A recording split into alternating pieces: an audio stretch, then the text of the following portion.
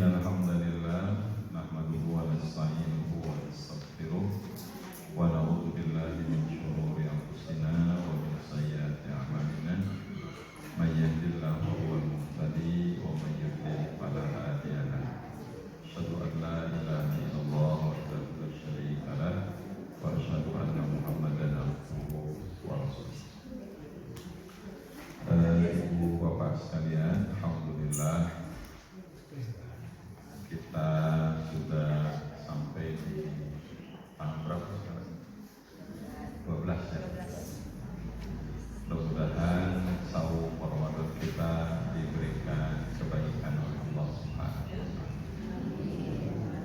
Kita akan bicara tentang menjadi kekasih Allah. Kita tahu ibu bapak sekalian bahwa proses untuk perjalanan hidup itu, maksud saya menuju ridho Allah itu tidak mudah ya, tetapi bukan berarti tidak bisa. Ada tantangan, kemudian ada apa lagi? Ada godaan, kemudian ada apa lagi kira-kira? Udahkan godaan.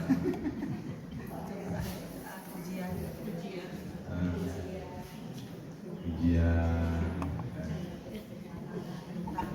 Dan yang paling utama ada ini apa?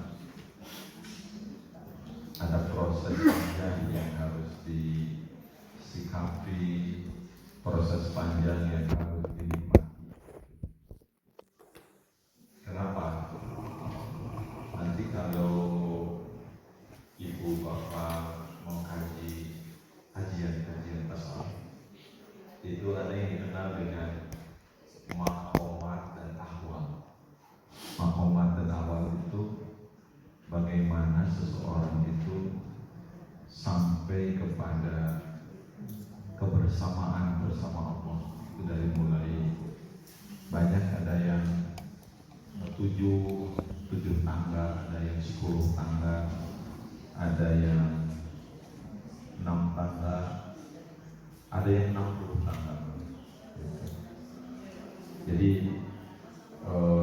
beda-beda itu satu ulama dengan ulama lain. Ya, saya kira itu saling melengkapi. Umpamanya kalau dalam konsep Imam Kalabazi itu tangga pertama itu tobat. Kalau untuk sampai kalau tobat, Imam Ghazali juga sama. Tapi nanti ada ulama lain tidak sama. Yaitu kan istihad, cara mendekatkan diri kepada Allah. Kalau Bapak Umari, Barmawi Umari itu yang muridnya Profesor Hamka. Dan Profesor Hamka itu punya buku tasawuf modern, ya, Pak Hamka.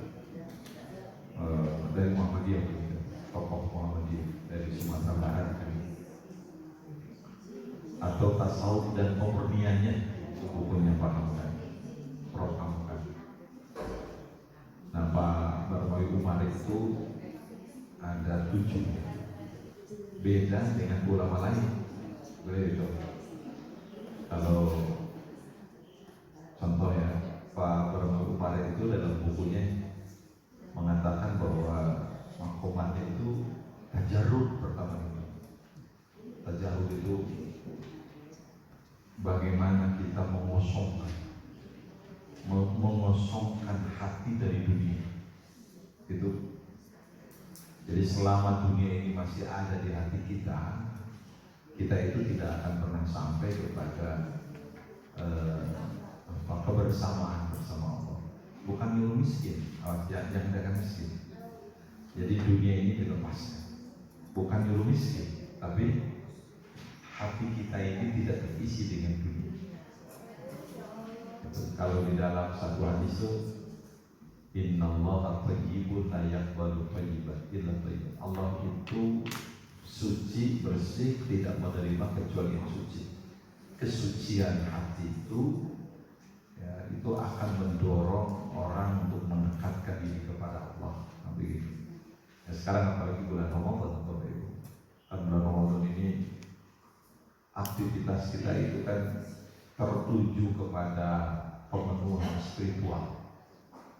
Kalau kita membaca hadis Qudsi itu, Allah berfirman, kullu amali bini Adam lahu, semua amal anak Adam itu milik dia. Fal hasanatu bi asyri amsalha, satu kebaikan yang dilakukan anak Adam itu diberikan pahala 10 kali lipat. Ila sab'ini awtidin, sampai 700 kali lipat. Illa siyam, kecuali puasa. Jadi kalau saum ini kelipatannya lebih dari 700. Kenapa? Karena untuk Allah. Fa innahu li, puasa itu untukku. Wa ana ajzibihi, dan aku yang memberikan pahala untuk orang yang puasa. Kenapa orang yang puasa itu menempati jenjang spiritual seperti itu? Yatruku ta'ama li syahwatihi min ajli wa yatruku syaraba li syahwatihi min ajli. Dia meninggalkan makan minum untuk syahwatnya karena aku. Jadi kan makan minum itu kan perlu, betul nggak? Itu dunia, dia tinggalkan untuk Allah. Nah itu landasan. Sehingga kita juga menemukan di dalam satu hadis ketika seorang sahabat datang ke Rasulullah meminta nasihat agar ditujukan pada satu amal yang bisa membuat beliau masuk ke surga. Rasulullah kemudian mengatakan, alaika bisyam fa innahu lamithlahu. Hendaklah kalian atau kamu melakukan puasa, karena puasa itu tidak ada bandingannya. Tidak ada bandingannya. Nah ini momen-momen Ramadan ini kan aktivitas spiritual. Sehingga kalau kita lihat para sahabat itu dari bulan Sya'ban saja mereka itu sudah tidak melakukan kegiatan-kegiatan yang berupa duniawi. Ya, salah satu sahabat itu ya Rasulullah jelas. Rasulullah kan banyak saum di bulan Sya'ban. Nah, kalau seorang ulama bernama Abu Bakar Al-Balkhi itu kan mengatakan bulan Rajab itu bulan untuk menanam amal soleh, bulan Sya'ban itu bulan untuk menyirami amal soleh, dan bulan Ramadan memanen amal soleh. Itu dikutip juga oleh Ibnu kita belakang Ibnu Ma'arif, Ibnu Rajab, itu kutip. Seorang sahabat itu namanya Qais bin Amr al-Mulai itu sejak bulan Sya'ban itu tokonya tutup. Jadi dagangannya itu tidak didagangkan. Dan bulan Ramadan juga tutup, tidak dagang. Dia tafarraqo li qira'atil Quran. Dia mau menyibukkan diri untuk membaca Quran. Adalah satu cerita ketika Qais bin Amr meninggal dunia, wafat itu jenazahnya didatangi oleh para malaikat. Kalau bahasa kita takziahnya itu malaikat, karena sering melakukan baca Quran. Itu tuh pokoknya. Itu semua terkonsentrasi untuk melakukan kegiatan spiritual. Nah itu ya. Jadi sengaja kita mencoba bulan Ramadan ini mengkaji ayat atau beberapa hadis yang berkaitan dengan bagaimana kita menjadi kekasih. Nanti kalau ibu bapak membaca kitab Madarijus Salikin itu yang ditulis oleh Ibnu Qayyim, itu ada 10 tangga bagaimana kita menjadi hamba Allah, mencintai Allah. Nah kita hanya ingin mengenalkan saja. Ya, saya juga belum sampai Pak ya. Hanya ya sama-sama belajar. Ya karena diminta temanya apa, ini aja gitu kan, karena kaitannya dengan Ramadan. Kan Ramadan itu jangankan yang haram Bu ya, yang halal saja dibatasi kan begitu. Jangan yang halal saja dibatasi. Tapi anehnya kenapa jadi pengeluaran banyak gitu.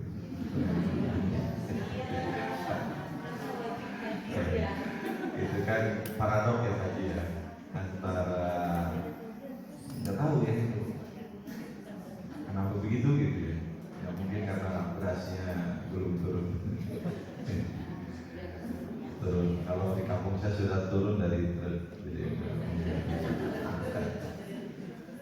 nah kita akan masuk ke ayat surah Yunus ayat 62 sampai 64. Kita ini ada waktu kalau di jadwal itu sampai jam 11.30 ya. Ya kita manfaatkan betul ini. A'udzubillahi minasyaitonirrajim. Ala inna awliya Allahi la khawfun alaihim wa la hum yahzanun. Ala ingatlah inna awliya Allah. Saya pakai terjemah kemenangan ya, ini 2002. Ada yang sudah 2019 Pak yang baru ya. Ya, sesungguhnya wali-wali Allah itu la khaufun, tidak ada rasa takut, alaihim atas mereka, walahum dan tidaklah mereka yahzanun bersedih. Jadi kekasih Allah itu tidak takut dan tidak bersedih. Ya, nanti ini di mana, kapan, sejak apa bersedihnya gitu. Ini perlu dikaji lebih dalam. Jadi mengapa kekasih Allah itu tidak takut dan tidak bersedih? Di mana mereka tidak bersedihnya? Nah, ibu bapak kan kita pernah mengalami kesedihan. Salah satu kesedihan itu ketika WA tidak dijawab oleh suami.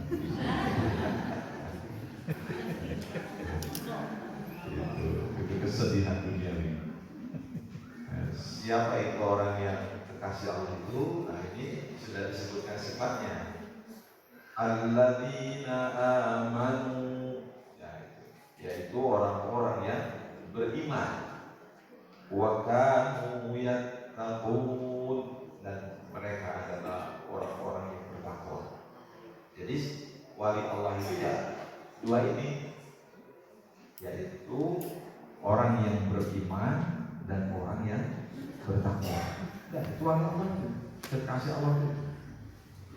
Jadi kalau kita ingin menjadi kekasih Allah, tingkatkan iman dan takwa menurut ayat ini. Lahumul busyra fil hayatid dunya wa fil akhirah. Lahumul busyra, bagi mereka itu dapat al-busyra. Di sini disebut kabar gembira.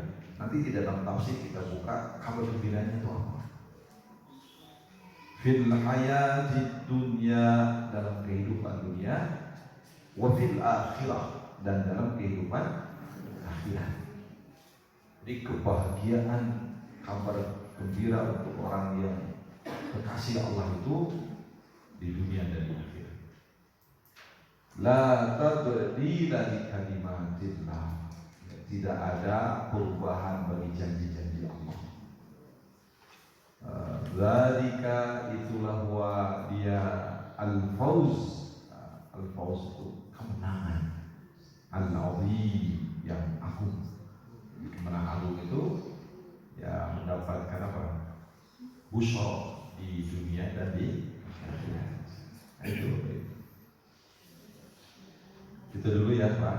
Nah kita ini dulu ayat ini ya, Pak. Ya. Jadi kekasih Allah itu siapa? Orang yang beriman dan bertakwa. Coba kita lihat Pak. Kalau ada alladzina amanu, ya ini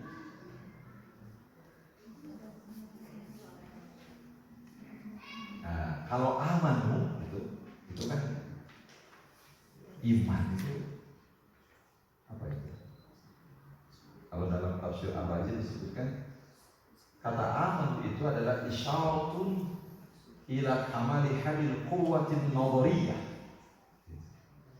Jadi yang disebut aman di sini itu adalah isyarat kepada kesempurnaan kondisi realitas kekuatan nadhariyah, pandangan. Apa maksudnya? Oh, itu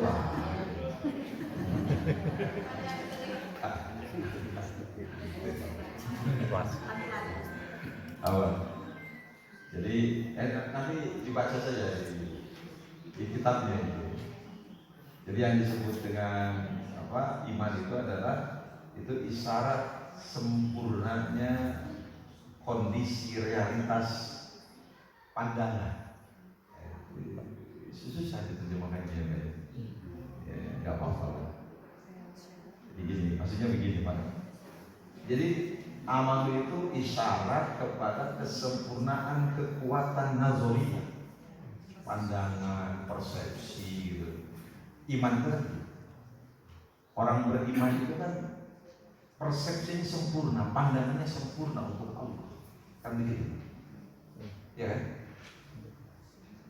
Orang beriman itu kan tertuju motivasinya hanya kepada Allah, kan gitu?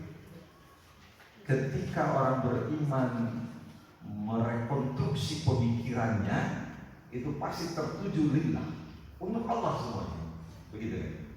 Jadi tidak ada orang yang beriman yang melepaskan pandangan dan pikirannya kepada selain Allah. Itu orang beriman. Itu isyarat itu. Berarti konsep. Orang beriman punya konsep lillah.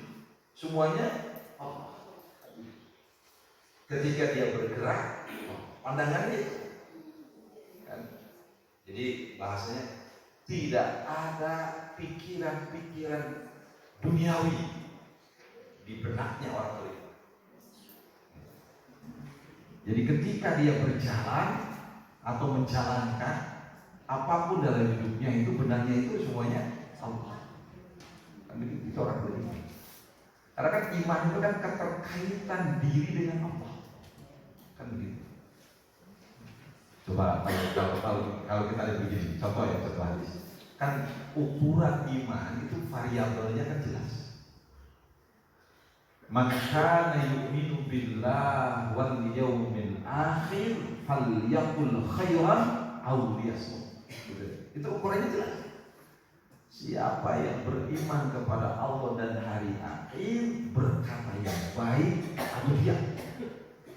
Baik ini kan lingkarannya Allah kan. Jadi lingkarannya itu yang kalau nggak baik ya diam. Jadi perkataannya itu dia tidak ada duniawi. Nah, sekarang kan kita itu dipaksa untuk hidup menikmati dunia. Padahal kita akan dilarang menikmati dunia. Karena sekarang kita dipaksa kita menikmati dunia. Nah, seperti kita habis makan, kemudian kita foto makanan itu kita share, itu menikmati dunia. Kan begitu kan?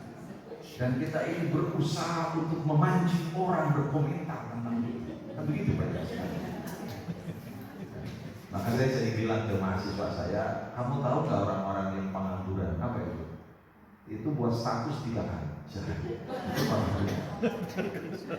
Dan yang lebih nganggur lagi itu orang yang suka bantah status orang. Itu pengangguran. Ya kalau orang itu produktif, betul tidak? Ya mungkin ya baca-baca status orang. Kalau mau dagang asik Pak, nggak usah pakai status dagangnya. Mohon maaf ya, ibu barangkali ada yang suka baca status.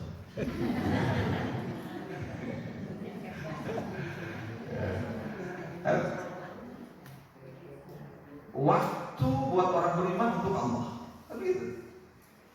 Wal asri innal insana lafi khusr illa alladziina aamanu. Orang beriman itu waktunya untuk Allah. Nah itu.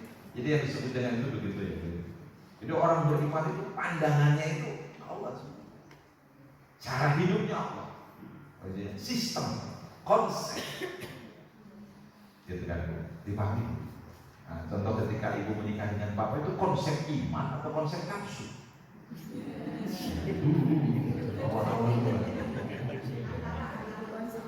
Dulu kita itu lihat bapak tuh lihat wujud sebagai sosok laki-laki beriman atau sosok laki-laki yang menenin.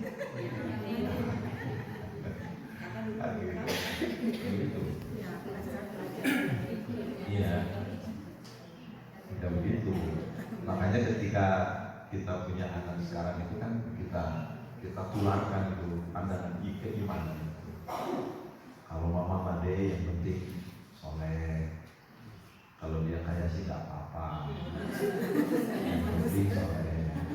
Kalau dia ya anak orang kaya juga nggak apa-apa. Yang penting soleh.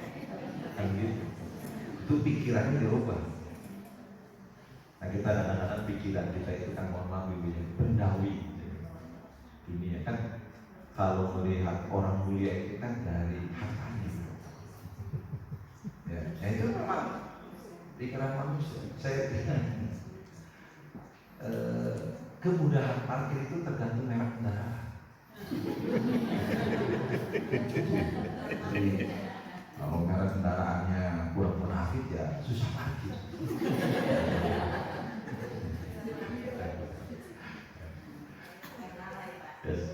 Ya, memang begitu dunia itu. Kita tidak bisa menyalahkan pikiran orang. Emang begitu dunia realitasnya begitu.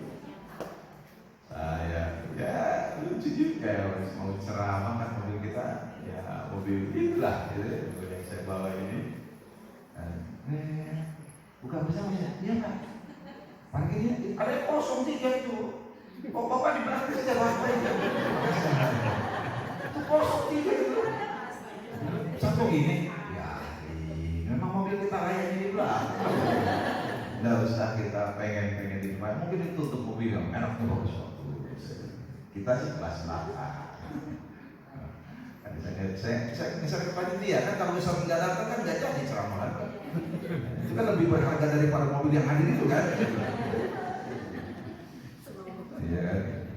Pak Ustadz posisinya di mana? Udah tegang depannya dia kan. Saya udah di lokasi, Pak. Oh nggak ada parkir Pak. Saya di belakang. Ya Allah, kata kenapa di belakang? Anak buah apa dulu saya di belakang. Tutup mobil, nyari-nyari Bu. Ya, nyari kapal mobil saya. Saya lagi baca Quran. Ya, maksud saya, pandangan seperti ya kita jangan sakit hati, emang udah begitu realitas. Karena di benak orang tuh pikirannya dunia. Kan orang ganteng akan lebih banyak dipandang daripada orang yang tidak ganteng. Ya kalau kita termasuk tidak ganteng ya tahu diri saja. Apa susah? Ya begitu Ibu, betul nggak? Saya dulu waktu kuliah di S2 zaman dulu itu dengan teman-teman tuh melakukan penelitian Pak. Sejenak makalah ini kecenderungan orang kemana gitu. Jadi kita nyiapin makalah, satu tumpukan makalah itu ya kayak handout begini, penunggunya akhwat yang cantik gitu ya. Nah, ini akhwat ya pasti akhwat yang cantik ya. Terus satu laki-laki ya, yang satu yang penunggu itu satu akhwat, yang satu laki-laki. Itu yang kalau cepat lebih habis. Kalau ini laki-laki cuma berapa waktu? Itu kenapa mungkin kalah itu perempuan begitu Pak ya? Kayak tarik, ambil bagiin gitu. Ternyata yang banyak itu yang dipegang oleh akhwat, yang cantik. Luar biasa. Itu penelitian, itu kecenderungan. Makanya di dalam surat Ali Imran kan ada legalitas kecenderungan manusia.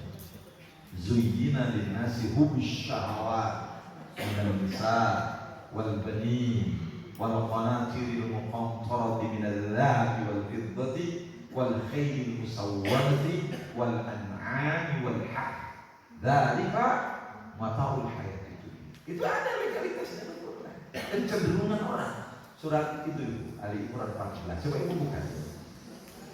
Nah, 14:15 itu kecenderungan manusia. Ya, nggak apa-apa ya ngajinya gitu ya Bu ya.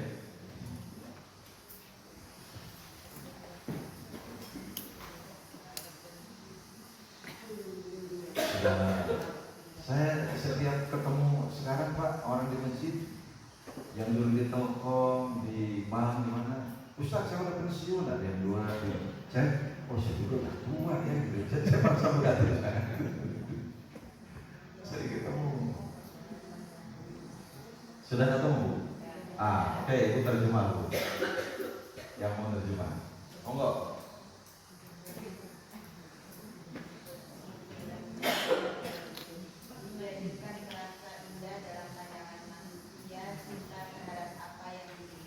Ya.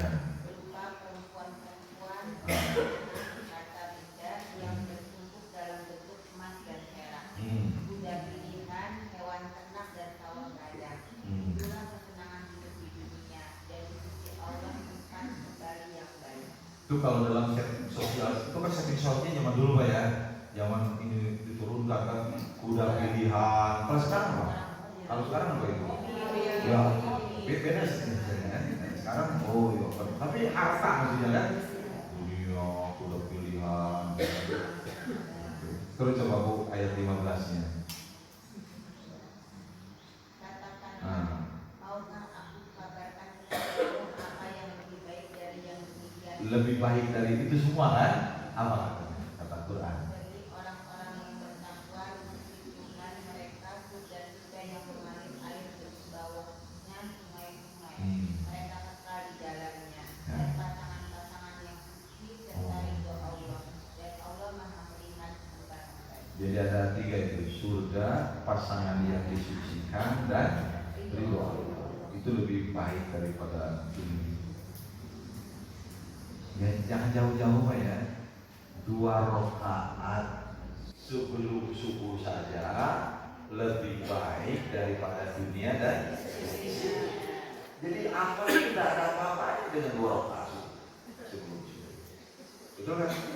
Ibu punya rumah yang berisi emas semua, itu tidak ada apa-apanya dibandingkan dengan 2 rakaat sebelum subuh. Makanya Pak, aku pengen beli pesawat 2 rakaat sebelum subuh. Betul gak Pak? Aku pengen kalung buat lebaran 2 rakaat subuh. Pak, pandangannya begitu. Siapa ibu digituin oleh suami? Itu suami soleh. Mungkin tidak dianggap aneh tadi ya. Dimensinya udah dimensi Allah. Maksudnya kebersamaannya dengan Allah itu. Itu yang disebut tadi itu. Ya. Jadi pandangannya seperti itu. Oke. Wa kanu yattaqun. Nah, ini ada kata-kata takwa di sana, dan mereka orang bertakwa itu apa? Isyaratun ya ila kamali halil quwwatil amaliyah. Nah, itu isyaratun ila kamali halil quwwatil amaliyah. Nah, kalau kata-kata yang takut itu isyarat kesempurnaan realitas kekuatan amal. Jadi kalau takut itu amal. Kalau tadi iman itu konsep, ya, pandangan. Kalau ini amal. Jadi isyarat. Jadi artinya kalau kita ingin jadi hamba Allah itu iman kita yang benar, konsepnya, dan amal ini benar. Itu orang yang kekasih Allah. Pandangannya lurus dan perilakunya baik. Nah, kalau bahasa sederhananya, jadi mikirnya bagus. Kan ada orang yang mikirnya bagus tapi perilakunya enggak. Nah, gitu. Ya kan ya? Ada orang tuh mikirnya ideal tapi ternyata perilakunya defisit moral kan. Susah. Ngebohong itu defisit moral. Berubah data itu defisit moral. Ya, berubah data itu defisit moral. Nggak ada lagi kehidupan yang benar. Ya kan dia tidak amanah terhadap data. Pak, uang habis Pak. Habis Pak. Pak, uang masih ada, kata suami. Kata istri, habis Pak. Itu merubah data, itu berbisnis moral. Begitu. Saya tidak akan masuk ke ranah politik itu dah. Ranah rumah tangga saya. Itu wanita-wanita yang berbisnis moral. Kalau berubah data, kan uang masih ada nggak? Ya sudah, kita katakan aja, Bapak nggak orang bertakwa mah kalau mau ngasih uang nggak usah ngomong. Ya itu kan nggak boleh merubah data gitu. Kan data itu dilindungi. Model kan banyak itu suami-suami juga yang defisit moral gitu. Itu biasanya suami-suami ejaan lama.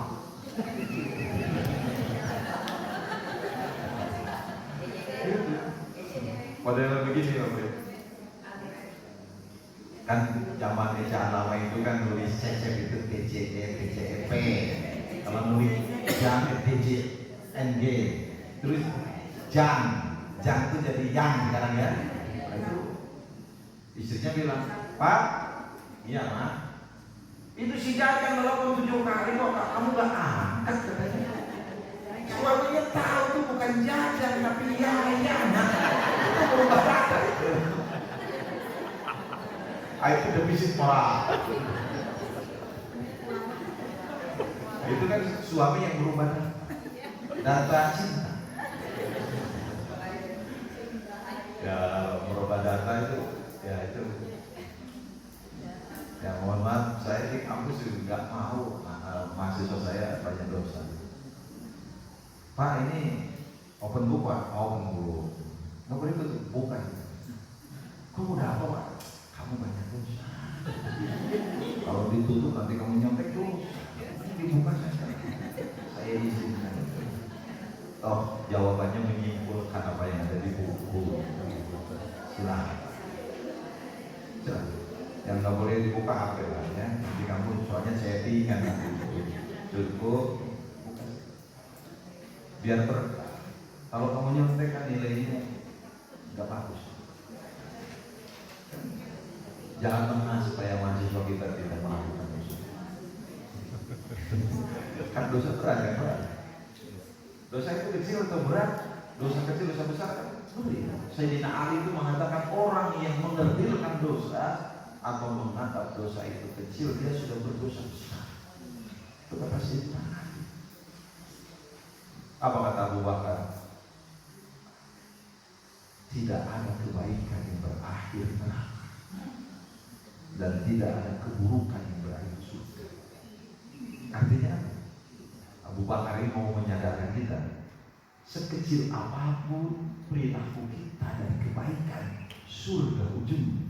Sekecil apapun keburukan kita, berakhir neraka. Karena sekarang kita sudah tidak memahami konsep itu. Ya mohon maaf ya, seperti biasa. Kita ingin Ramadan ini mengembalikan citra jati diri kita itu kepada kebenaran yang hakiki, bahwa kita ini hamba Allah, bukan hamba dunia, bukan hamba jabatan, bukan hamba popularitas, gitu kan? Dan kita ini bukan hamba ekonomi, gitu. Kan sekarang. Nah itu kita ingin jadi hamba Allah yang benar. Pada gini aja Bu, yang kecil ini buat ibu. Allahu Akbar, Allahu Akbar saat belanja. Ibu azan dulu atau tanggung? Padahal apa susahnya kita melihat jam, setengah jam sebelum zuhur sudah istirahat dulu kan? Tapi kita dipaksa itu oleh keinginan sendiri. Nah itu. Nanti kita ngerasanya kalau sudah ketemu Allah baru ternyata hal-hal yang kita lakukan di dunia ini, oh iya, aku lalai. Itu Bapak Ibu. Nah, itu demikian. Ini ada hal menarik ini dari apa? Dari Ar-Razi ini Bapak Ibu. Ar-Razi mengatakan begini, ini pengertian wali ya. Beliau mencoba memahamkan kepada kita dengan pendekatan etimologi pengertian wali di dalam tafsir ini. Beliau mengatakan bahwa aulia itu jamak dari wali. Ya, al-kadhib inna aulia Allah itu wali itu aulia itu adalah jamak dari waliyun. Wali itu kan mufrad, satu jamaknya aulia, itu jamak taksir. Kalau dalam bahasa Inggris itu jamak yang tidak beraturan. Kalau yang paling mudah itu bahasa Indonesia, itu nggak mengenal kata kerja, cukup dengan telah dan makan. Saya telah makan, ampun. Kalau bahasa Arab itu kata kerjanya sampai 14 ya. Bahasa Inggris kan 2 atau 3 ya. Nah, kalau ini beliau mengatakan wali itu jamak dari aulia itu jamak dari wali. Apa artinya? Al-qurb, dekat. Secara etimologi menurut Ar-Razi wali itu artinya dekat. Berarti wali Allah orang yang fawaliyu kulli syai'in huwa alladhi yakunu qariban minhu. Maka wali sesuatu artinya dekat pada sesuatu itu. Jadi kalau wali Allah berarti al-qurbu minallah. Ya, dekat. Jadi orang yang sudah masuk kategori wali Allah, yaitu orang yang beriman dan bertakwa, itulah orang yang dekat dengan Allah. Itu kekasih Allah itu berarti dengan Allah. Nah, beliau mengatakan begini, wal qurbu minallahi ta'ala bil makan wal jihad muhal. Mustahil manusia dekat pada Allah itu dari arah atau jarak. Bukan itu. Dekat di sini bukan dimaksud dekat jarak atau tempat. Itu kata itu. Nah, di sini saya kalau baca ini, mudah kita masuk ini tafsir. Tapi ya supaya merasa betul. Makanya kalau udah baca tafsir itu kita itu oh begini ya itu kan kalau udah baca tafsir itu biasa. Tapi kalau begitu baca tafsir fal qurbu minhu yang dimaksud dengan dekat kepada Allah itu adalah innama yakunu idza kana al-qalbu mustaghriqan fi nuri ma'rifatillahi ta'ala subhanahu. Yang dimaksud dengan dekat kepada Allah itu adalah hatinya penuh dengan cahaya ma'rifat kepada Allah. Itu dekat sama Allah. Bukan dekat jarak atau tempat, tapi hatinya penuh dengan cahaya ma'rifat. Cahaya ma'rifat. Jadi kita mengenal Allah, hati kita penuh dengan Allah. Nah, kalau sekarang hati kita penuh dengan cahaya cahaya Idul Fitri. Kan itu sudah membuat kue apa kalau di kampung itu kue ikan kelapa. Hati kita penuh. Itu kalau mau lebaran itu yang ada apa? Baju kapelan. Namanya kapelan. Saya nggak tahu itu. Saripin. Kenapa harus begitu ya? Itu seperti anak TK gitu.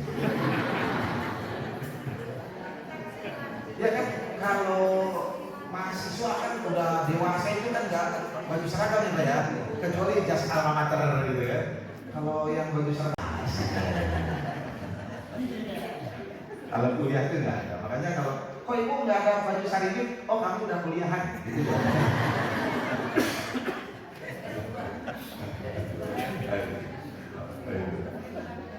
Jadi hati kita penuh dengan apa? Cahaya ma'rifat. Jangan sampai hati kita penuh dengan yang lain. Sedih. Nah itu yang disebut tajarrud itu. Lepaskan diri kita. Bukan miskin, bukan. Kalau orang miskin melepaskan dari dunia belum bisa dia, karena kan belum pernah tahu dunia. Ya kan, Pak? Ini tidak ada satupun ayat di dalam Quran harus miskin. Yang saya temukan tuh jadilah musyakin. Ya kan? Kan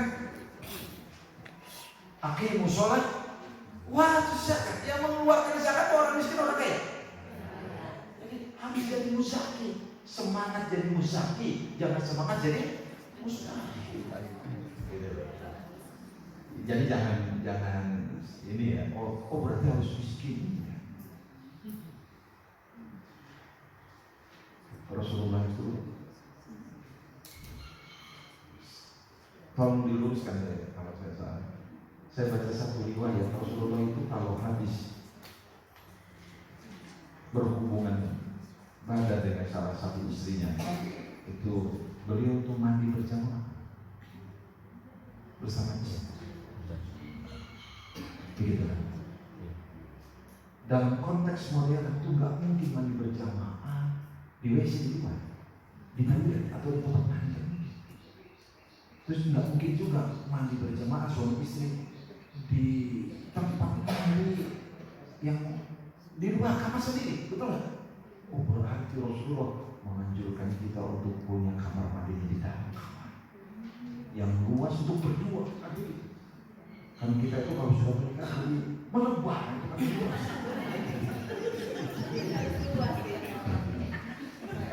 Ya kalau kamar mandi di dalam kamar mah di ruang kamar mah itu buat anak tinju. Jadi kalau semua anak perhatikan kendaraanmu, perhatikan pakaian. Kalau tidak salah ya, Imam Malik yang disebut Ali bin Madinah itu bajunya bagus, wangi. Karena beliau mengatakan Allah senang kalau nikmat itu tampak dalam pakaian. Begitu kan? Saya ketemu kiai, guru saya, seorang profesor juga.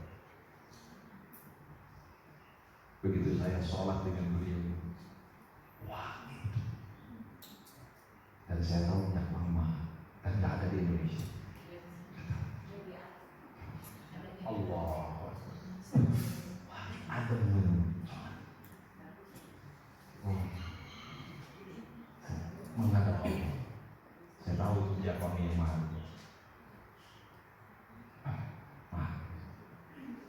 Saya belum pernah pakai itu.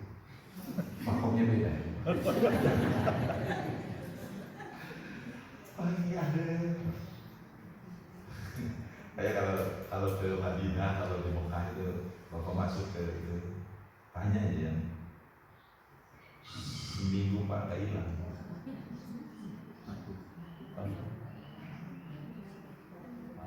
Dicuci, masih ada. Nggak tahu tuh dari mana.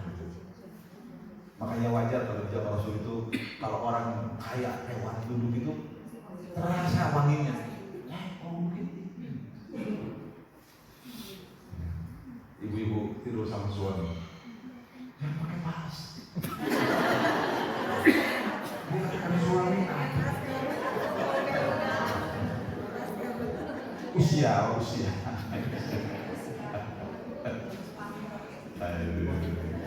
Itu wangi-wangian favorit. Oke Bapak Ibu.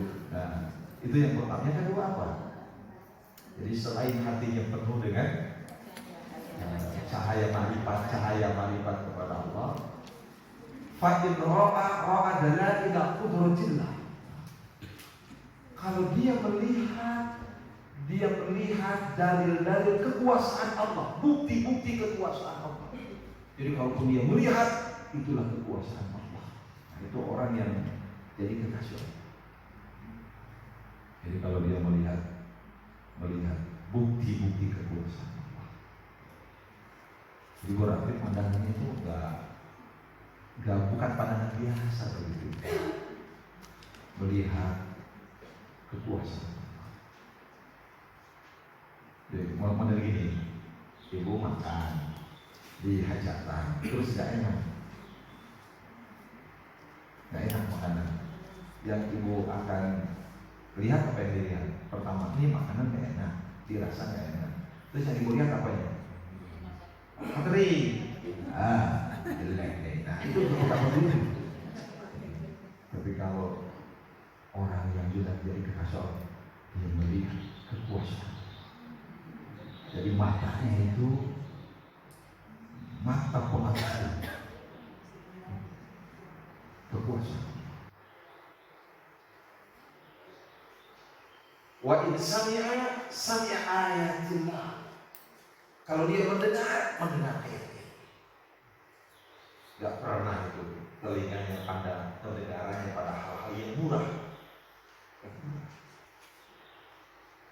Ya pergunakan pendengarnya untuk mendengar. Wa inna naqqa bil-thana'i 'ala Allah. Dan kalaupun dia berbicara itu berisi pujian kepada Allah. Karena kan sudah penuh dengan Allah artinya. Itu dalam tafsir. Wa in taharraka fi khidmatillah. Kalau dia bergerak untuk melayani Allah, khidmat kepada Allah. Itu begitu kan? Kalau dalam hidup sehari-hari itu, kopi surga ya. Itu nah ada itu ceritanya suami. Yang ada itu apa? Ini adalah amal soleh yang Allah jadikan syarat buat saya untuk dapat amal soleh. Wa in taharraka di khidmatillah. Kan itu.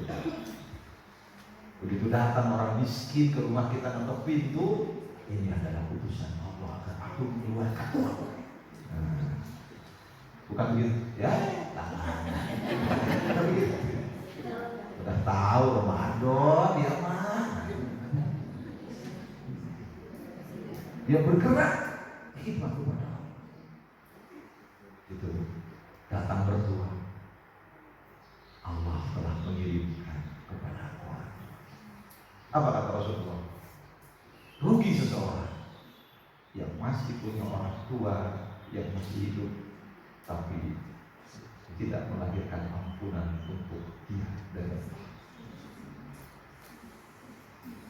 Harusnya orang tua itu melahirkan ampunan, melahirkan pahala.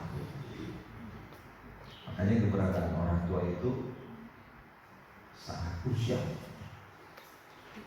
Jadi kalau ada anak-anak muda yang hadir pada saat ini, jangan sia-siakan orang tua. Tapi begitu kata Rasulullah. Dan makanya bergeraknya itu ya Pak, hikmah.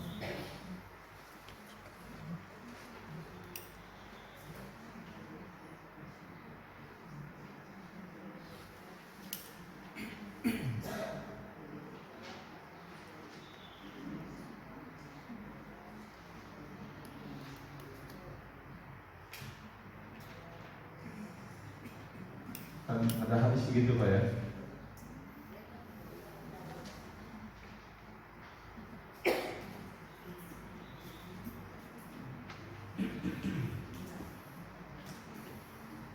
Ini Pak, di dalam hadis Raghiba'an furajulin dzukirtu indahu falam yusalli alaihi. Sungguh rugi seseorang apabila namaku disebut di samping dia tapi dia tidak berselawat kepada aku. Jadi orang yang rugi itu orang yang ketika Rasulullah disebut kita tidak berselawat. Ini hadis sahih. Wa raghiba an rajulin dakhala alaihi Ramadan thumma sadaqa qabla an yughfara. Sungguh rugi seseorang apabila dia masuk bulan Ramadan dan ya selesai Ramadan itu dosanya tidak diampuni Allah.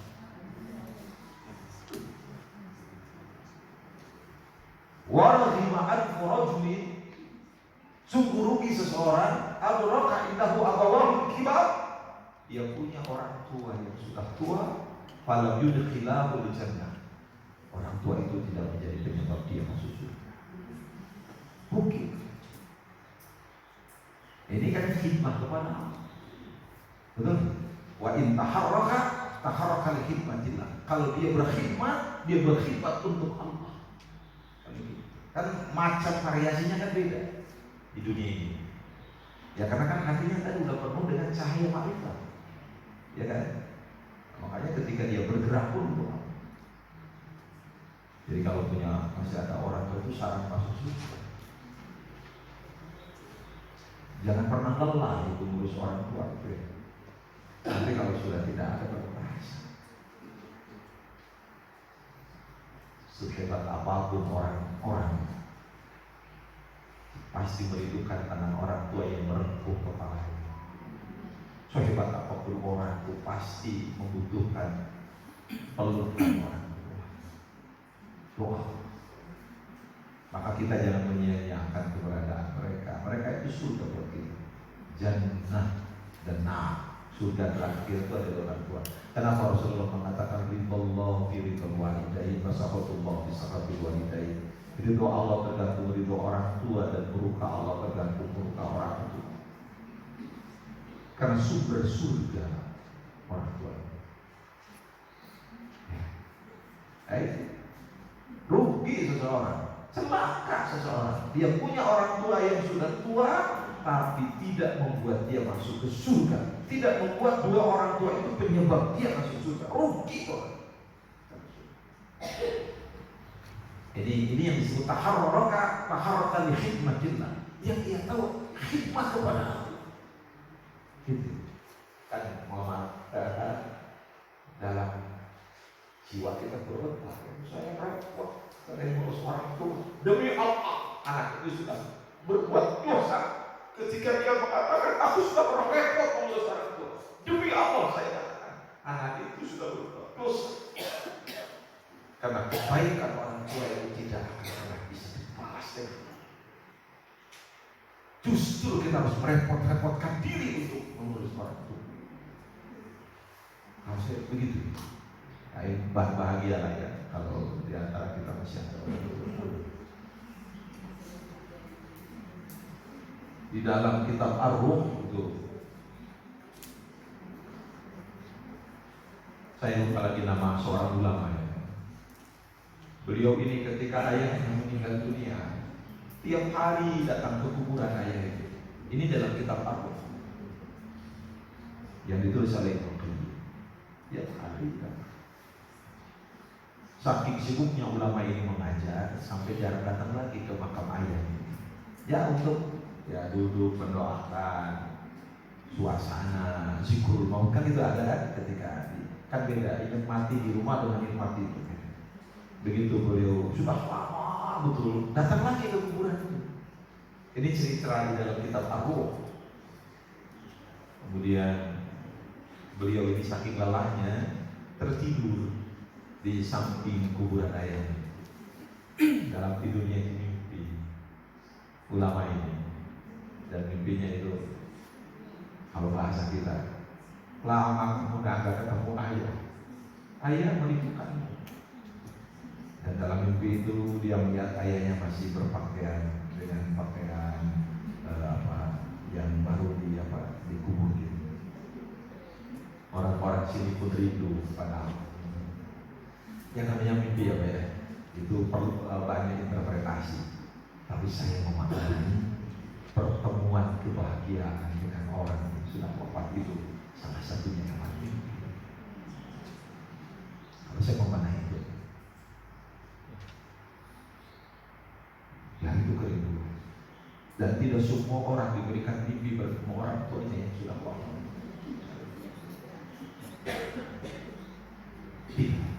Tidak semua orang diberi oleh Allah itu dia bisa mimpi bertemu orang tuanya yang sudah wafat.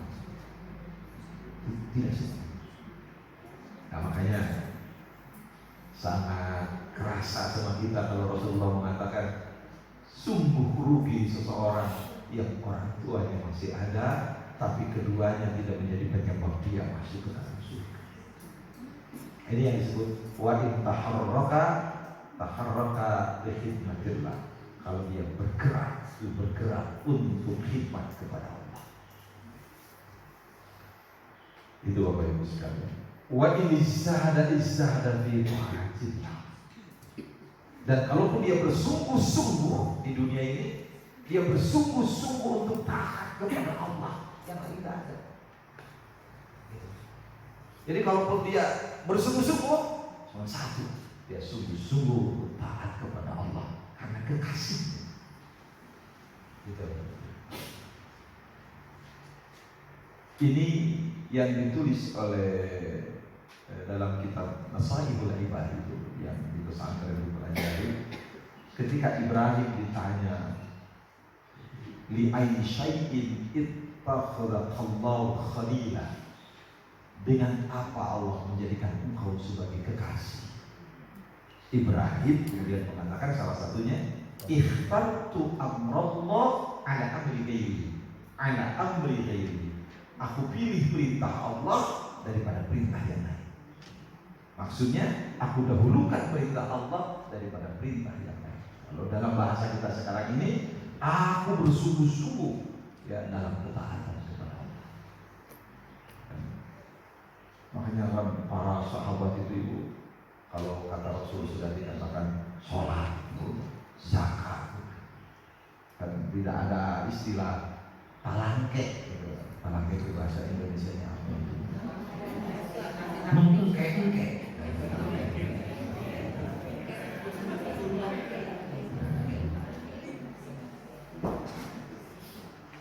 Nah di sini fahunalika yaqulu fi ghayatil kharab min Allah, dan itu yang disebut tujuan dekat ke Allah itu yang tadi disebutkan. Maka mudah-mudahan Bapak Ibu, ayat ini memberi dorongan, motivasi, semangat buat kita untuk menjadi kekasih Allah. Apa balasannya? Lahumul busyra fil hayati dunya wa fil akhirah. Buat orang-orang yang kekasih Allah itu mendapatkan al-busyra. Busyra di dunia dan di akhirat, kabar gembira. Kabar gembira.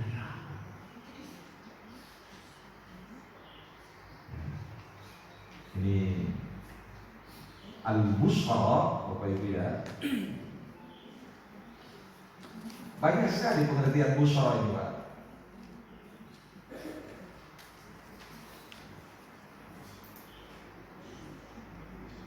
Salah satu pengertian busyra itu apa? Mimpi benar. Ya. Dan salah satu pengertian busyra di ayat ini adalah apa? Mimpi. Kalau busyra di akhirat sudah pasti ya surga. Busyra di dunia itu salah satu pengertiannya itu mimpi benar. Jadi kalau orang sudah jadi kekasih Allah, mimpinya benar. Itu Imam Ghazali pernah mengatakan, kalau tidak salah, koreksi kalau saya salah. Kalau kita itu mimpi suka nggak benar, udah pindah ke para ruku, itu ciri motif masih jiwa kita ini masih belum lurus. Dan kadang-kadang mimpi ketemu teman SD, tiba-tiba mimpi ketemu teman kuliah, ujung-ujungnya ada di London, nggak jelas.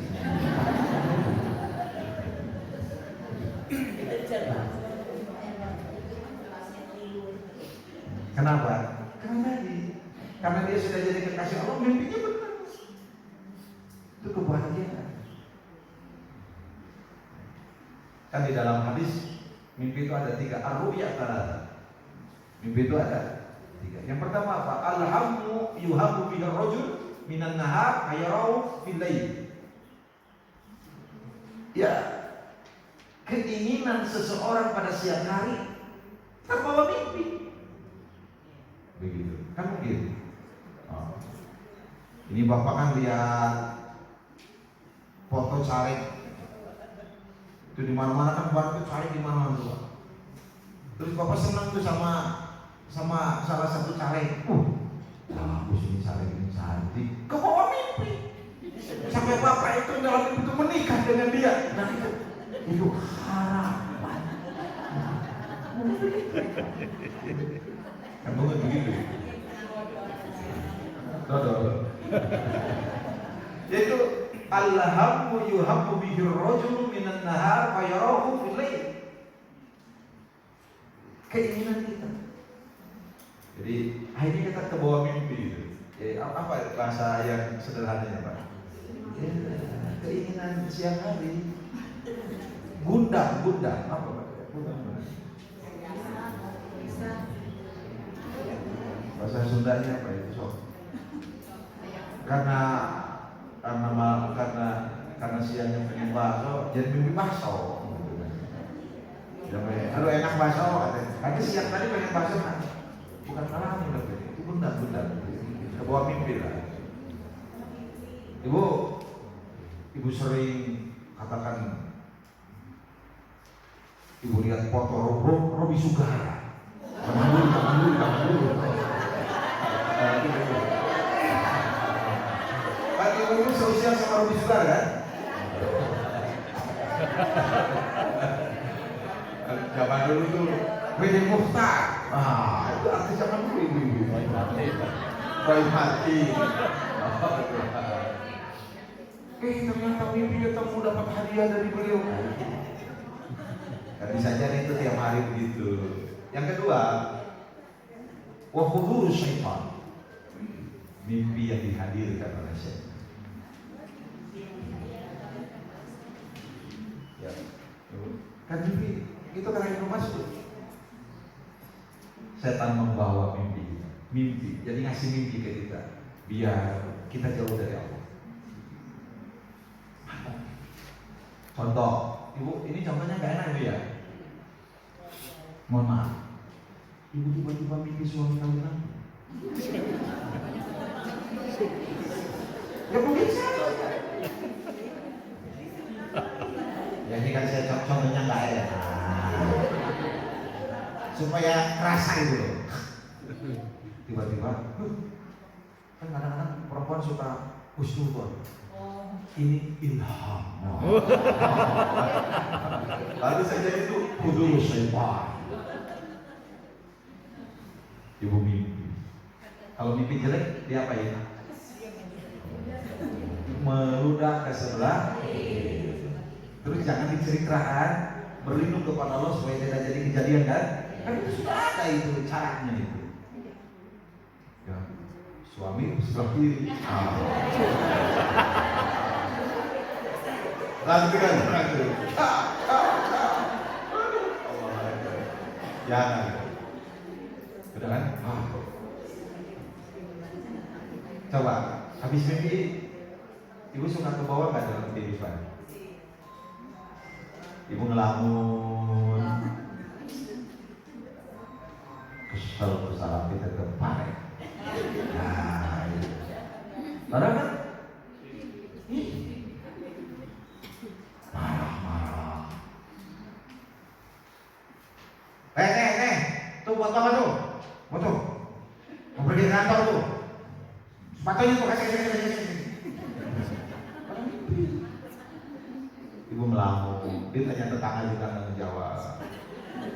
Kebab mimpi kan tadi efek mimpi buruk. Setan memainkan. Ibu kemudian tidak makan, melamun. Sampai mana kemana? Ya kan? Kan setan itu merekayasanya begitu gitu kan? Sampai ibu tidak bisa makan, mahnya kabur. Kemudian muntah-muntah, sholat terganggu, baca Quran terganggu, ngobrol dengan tetangga juga terganggu. Terus ibu kemudian mengeluh, membuatlah ibu kemudian di status.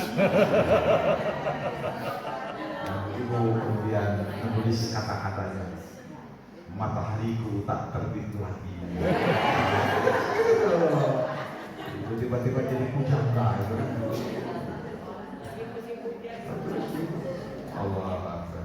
Lamun ke bawah, sakit. Khusus.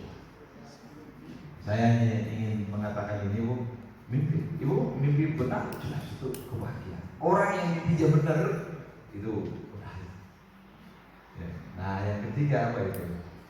Itu yang disebut ar-ru'ya as-shadiqah, mimpi benar dari Allah. Ini Pak, orang barat itu, mohon maaf, tidak bisa sampai kepada titik ini. Tidak bisa. Di barat itu intuisi itu bukan pengetahuan. Di kita itu mimpi itu wahyu, ya kan? Itu hebatnya ilmu Islam. Ya, dalam filsafat ilmu kan berdebatan tentang intuisi. Wah, Islam. Dan makanya ada konsepnya. Jangan kan ngolah negara, ngolah masyarakat, mimpi aja konsepnya ada. Ya, ini konsep mimpi ada nggak? Kalau mimpi baik begini, kalau mimpi buruk begini. Sempurna. Ini Bapak Ibu.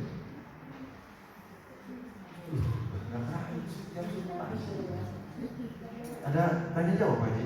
Enggak. Ada ya? Ini belum selesai Bu. Nanti kita selesaikan tahun depan kan. Kajiannya kan ini setahun sekali. Coba. Apa? Ar-ru'ya as-shadiqah, mimpi yang benar. Yang tadi kan mimpi dari Allah. Kan tadi pengertian al-busra itu pas salah satunya mimpi. Kenapa? Karena orang dekat sama Allah kok mimpinya benar. Kan gitu.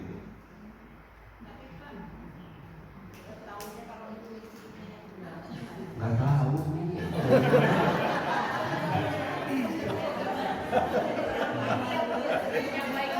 Ya nanti tuh kan si bapak kali lagi saya sore anak kan nanti gitu Pak. Jangan jawab saya. Saya nggak mau. Kalau orang mimpi benar itu biasanya dia tidak akan pernah kecewa apa yang dimimpikan. Mimpi benar itu kan hanya untuk orang-orang soleh. Nah pertanyaannya udah soleh dulu. Jawabannya begitu, supaya cepat gitu. Karena kalau kita menganggap soleh kan bahaya. Ujub kan sombong. Nanti sombong tak masuk surga. La yadkhulul jannata man kana lahu fi qalbihi mithqalu dzarratin min kibrin. Ya, tidak akan masuk surga orang yang ada sedikit aja sombong di hatinya. Dikit aja sombong tidak bisa masuk surga. Kenapa? Karena sombong milik Allah, bukan milik kita.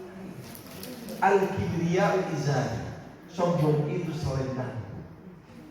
Wa man naza'ani al-qithu binnar. Siapa yang melepaskannya dariku, aku lemparkan dia ke neraka.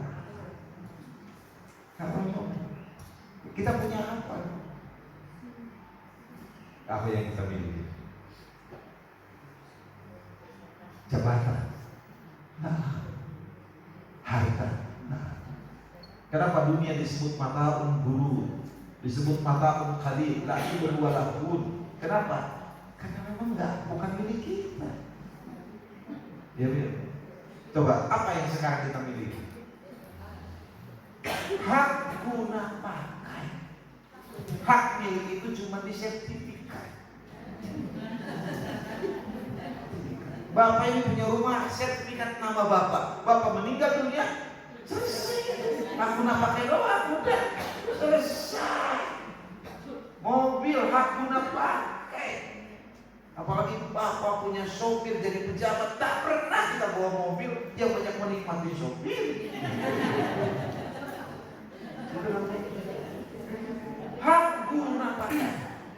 Setelah meninggal dunia nggak ada yang dibawa. Apa yang dibawa? Nggak ada. Nama baik,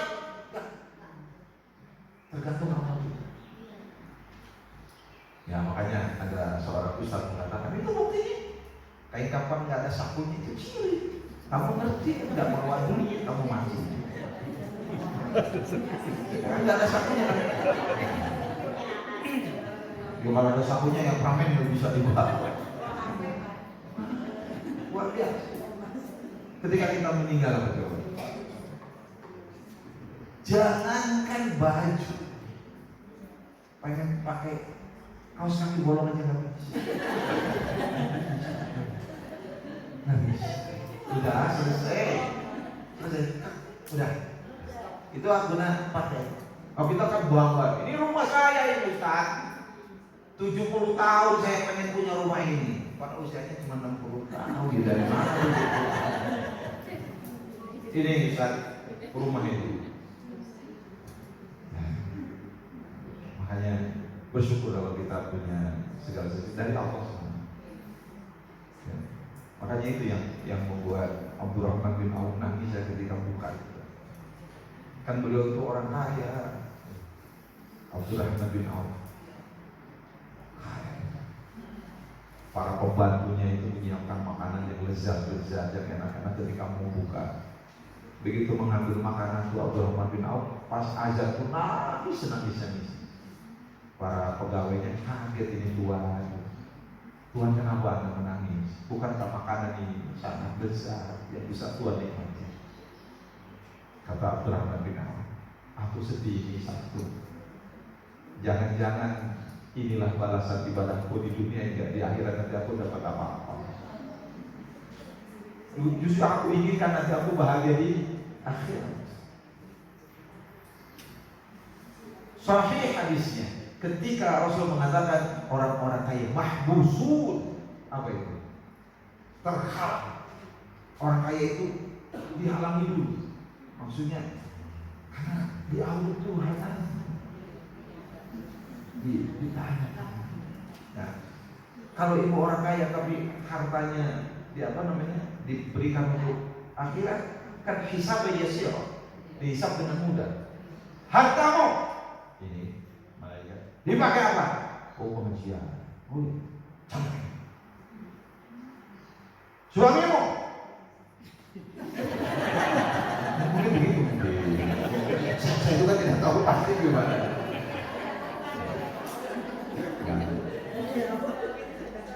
Ya, suamimu. Diwakafkan. Baik.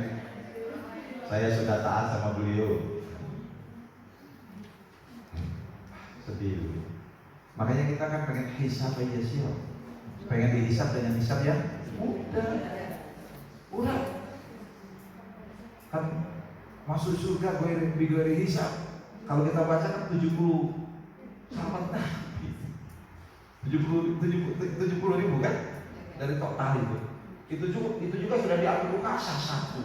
Mungkin hanya Rasul memberikan contohnya orang yang tawakal, orang yang tidak melakukan pengobatan syirik, kemudian orang yang satu lagi yang dia tawakal, kemudian walayatawul gitu kan, itu orang-orang yang bijuari hisab itu, kemudian tidak syirik ya. Tapi itu juga diambil kasah sahabat Nabi, sahabat yang lain berdiri, Rasul katakan ada minimal kita hisab aja sih, hisab yang mudah. Ibu boleh punya sesuatu, tapi bisa dipertanggung. Ya sekarang orang disuruh lapor ke lembaga negara aja gitu kan, saya lihat pejabat itu, kami laporkan. Ini sekarang kan SPT ini marak kayu itu,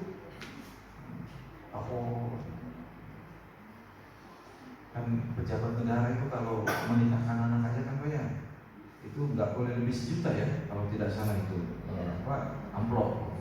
Kalau udah 1 juta diambil sama KPK.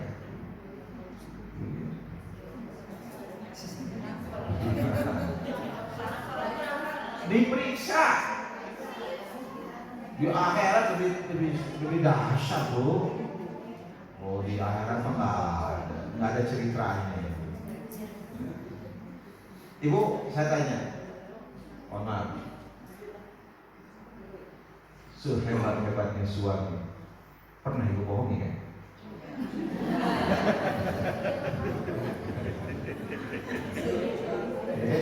Saya tanya, pernah kan ibu bohongi suami? Itu kalau suami udah soleh banget, mau apa lagi? Udah soleh aja dibohongi. Ya pernah kan bu? Ya kalau suami jangan ditanya.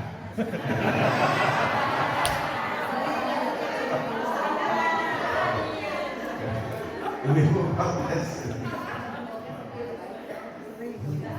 Ya kan dalam surat Yasin itu kan yang bicara apa? Anggota tubuh. Bukan bisa anggota tubuh. Ada yang bisa menolak di sana. Nah, dan itu yakin betul kita. Itu yang jangan menyia-nyiakan kesempatan kita. Sedikit pun Ramadan ini jangan menghilangkan, menyia-nyiakan kesempatan kita untuk beramal.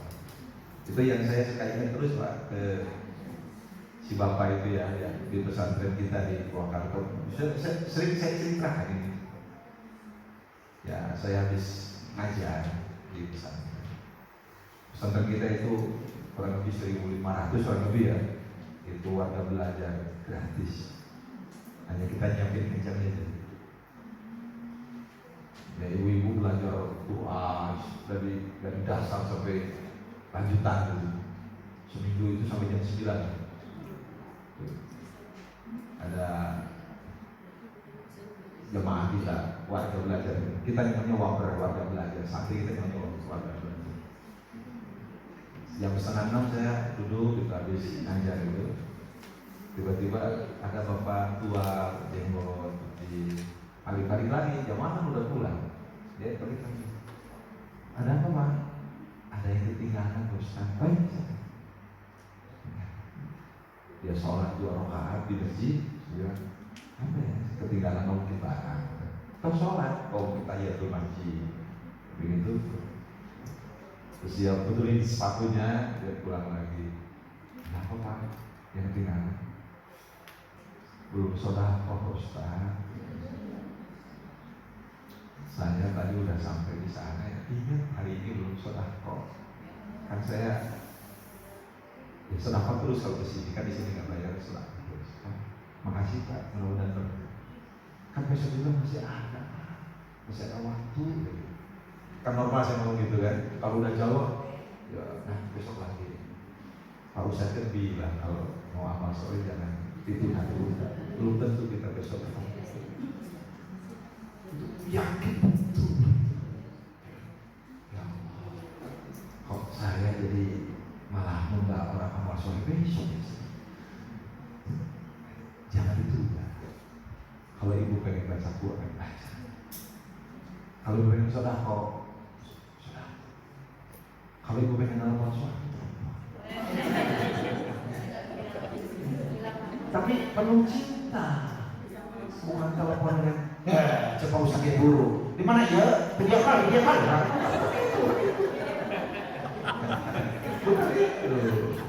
Tapi penuh cinta. Assalamualaikum. Waalaikumsalam. Apa? Sehat Pak? Alhamdulillah. Makasih. Gak video. Ya, saya sering mengutip perkataan Mu'adz bin Jabal. Ya bunayya, idza shalaita sholatan fashabbi sholatan mu'adhdhin. Anakku, kalau kamu sholat, jadikan sholat terakhir untukmu.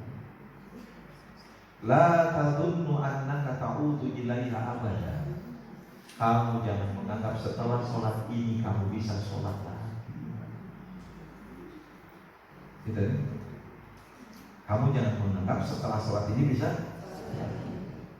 Karena jangan-jangan sholat terakhir. Dan jangan-jangan yang Ramadan terakhir, jangan disia-siakan. Ya bunayya innal mu'min yamutu baina hasanatain. Hai anakku, orang mukmin itu mati di antara 2 kebaikan. Hasanatin qaddamaha wa hasanatin akharaha. Dia mati setelah melakukan kebaikan atau dia mati sebelum melakukan kebaikan. Itulah kematian yang indah. Sebelum dan sesudah. Karena kalau kita meninggal sebelum melakukan kebaikan, tetangga kami tadi maghrib, saya menyaksikan beliau itu suaranya kencang, ngajinya kuat. Kebetulan di komplek kami itu ada masjid, saya di dalam. Enggak, saya sudah sering di masjid tetangga, masih satu RW. Si bapak juga di sana. Dan maghrib tadi habis buka sholat berjamaah bawa cucunya nggak pernah nangis Pak, kata teman-teman. Saya kebetulan kan tadi maghrib di luar, kita buka bersama. Cucunya kenceng nangis, belum keluar. Lagi sholat tuh keluar, karena cucu mau sholat mungkin takut mengganggu ya. Dia mau pulang ke rumah, begitu datang di rumah, katanya gerak. Dibawa ke rumah sakit, ya meninggal. Ya termasuk ibunda Ustadz Budi ya. Mungkin sudah pada tahu. Tadi malam saya ke rumah duka di Kertabumi, yaitu Ibu Mutakin. Kita nyebutnya Ibu Mutakin, mami ya. Dia seorang wanita yang mendamping tokoh. Kita tahu bagaimana Pak Ejat Mutakin dulu, Kiai Haji Dr. Ejat Mutakin berjuang tokoh, tidak hanya milik umat Islam, tapi milik bangsa ini. Saya dengar ceritanya ketika Allahu yarham Dr. Kiai Haji Ejat Mutakin wafat itu, yang hadir tidak hanya umat Islam, tapi seluruh tokoh bangsa. Dan mami itu ya wanita yang mendampingi perjuangan, yang melahirkan banyak anak-anak soleh. Salah satu mau saya tuli kan, bisa duduk bertanya. Saya lihat tak mungkin seorang laki-laki yang kuat tanpa memiliki perempuan yang kuat. Berjibun yang hadir itu luar biasa. Kita iri gitu Pak, lihat ketika itu berjibun yang hadir itu. Sejak maghrib saya pulang jam 10:30, masih banyak yang lain, penuh. Ya Allah. Padahal generasi kita kan nggak tahu ya, tapi luar biasa. Ya Allah. Seperti tetangga saya juga tadi begitu. Puji pun rumah datang. Luar biasa. Nah itu ya. Ini kita meninggal sebelum melakukan kebaikan atau setelah melakukan kebaikan. Itu kematian yang indah. Nah itu. Saya kira udah 10:30 Pak. Jadi nggak ada pertanyaan ya, masih ada. Pertanyaan kali satu, mimpi benar itu gimana? Saya panjangkan jawabannya supaya tidak hanya mimpi lagi gitu.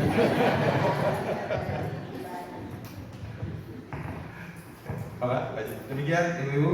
Saya kira ini belum selesai ya. Baru ada satu kita jabarkan ini. Insya Allah mudah-mudahan lain waktu kita sambung lagi. Mohon maaf kalau penjelasannya muter-muter kurang ilmiah. Mudah-mudahan Allah memberi berkah kita semua. Subhanakallahumma wa bihamdika asyhadu an la ilaha illa anta astaghfiruka wa atubu ilaik. Subhanarabbika rabbil izzati amma yasifun wa salamun alal mursalin. Walhamdulillahi rabbil alamin. Assalamualaikum warahmatullahi wabarakatuh.